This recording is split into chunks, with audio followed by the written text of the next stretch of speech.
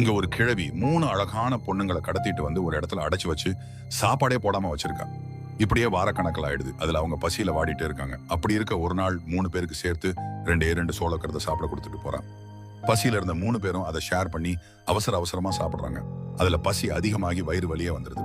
ஒரு கட்டத்துக்கு மேல பொறுக்க முடியாம ஒரு பொண்ணு மட்டும் சாப்பிட ஏதாவது கொடுங்க, நீங்க என்ன சொன்னாலும் கேட்கறேன்னு சொல்றா. அப்பதான் அந்த கிழவி சொல்றா, அவளோட பேரனுங்களுக்கு குழந்தை பெத்து கொடுத்தா உனக்கு சாப்பாடு தரேன்னு சொல்றா. ஏன்னா அந்த கிழவிக்கு 3 பேரனுங்க இருக்கானுங்க. அதுல ஒருத்தனுக்கு கண்ணு தெரியாது, இன்னொருத்தனுக்கு உடம்பெல்லாம் தீக்காயமா இருக்கும், அவனுக்கு காது கேட்காது, இன்னொருத்தனுக்கு கால் நடக்க முடியாது.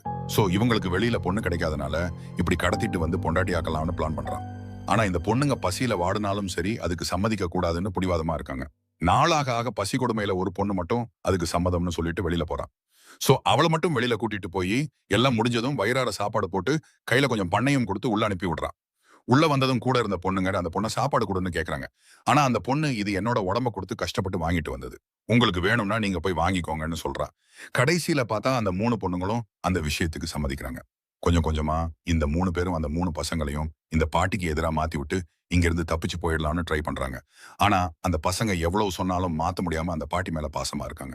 கிளைமாக்ஸ்ல இங்க இருக்கிற எல்லாரையும் அடிச்சு போட்டு தப்பிச்சு போயிடலாம்னு ட்ரை பண்றாங்க. அதுல ஒரு பொண்ணு உயிரை விட்டுறா, மீதி 2 பேர் மட்டும் தப்பிச்சு போயிடுறாங்க.